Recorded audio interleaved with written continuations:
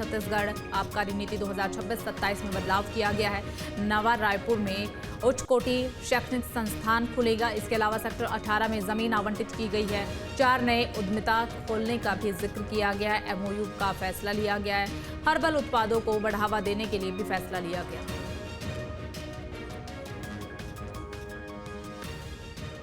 मंत्रिपरिषद द्वारा छत्तीसगढ़ आबकारी नीति 2026-27 के प्रस्ताव का अनुमोदन किया गया है। इससे संबंधित समस्त अनुषांगिक कार्यवाहियों के लिए आबकारी विभाग को निर्णय लेने के लिए अधिकृत किया गया है।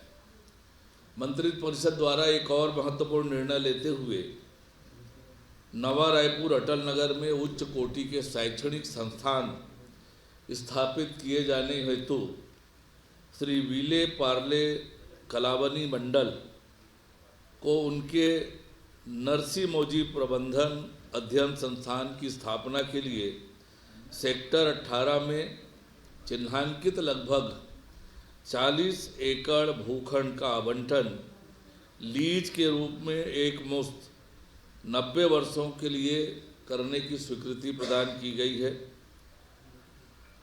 SVKM एक ख्याति प्राप्त संस्थान है जो शिक्षा के क्षेत्र में 1934 से कार्यरत है।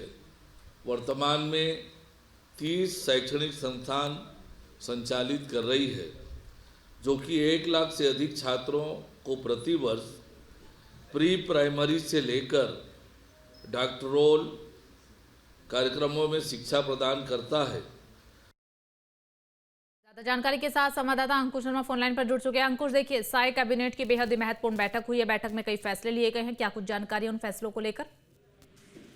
छत्तीसगढ़ सरकार यानी मुख्यमंत्री विष्णुदेव साय की कैबिनेट की बैठक हुई है और उस बैठक में कई विषयों पर चर्चा हुई है और कई विषयों पर चर्चा होने के बाद मंत्रिपरिषद ने इस प्रस्तावों पर मुहर लगाई है। अलग अलग विभागों की अगर बात करें तो नया रायपुर के 18 सेक्टर में एक उच्च कोटि शैक्षणिक संस्थान स्थापित करने जाने का जो है वो निर्णय लिया है। इसको लेकर बाकायदा एक कंपनी के साथ MOU किया गया है। इसके अलावा दूसरा सबसे महत्वपूर्ण निर्णय जो है वो प्रदेश के अलग अलग स्वास्थ्य केंद्रों में, चाहे वो जिला अस्पताल हो, चाहे वो सामुदायिक स्वास्थ्य केंद्र हो, चाहे वो कोई भी स्वास्थ्य केंद्र हो, सभी जगह लैब खोले जाने का निर्णय कैबिनेट के माध्यम से लिया गया है। लैब खोलने से आने वाले समय में जो अलग अलग इलाके के जो लोग हैं या जो उनके पेशेंट हैं, उनको किसी भी प्रकार की जांच के लिए बड़े शहरों की तरफ जाना नहीं पड़ेगा। और इसके अलावा अगर हम देखें तो मंत्रिपरिषद ने आबकारी नीति में भी एक बदलाव किया है।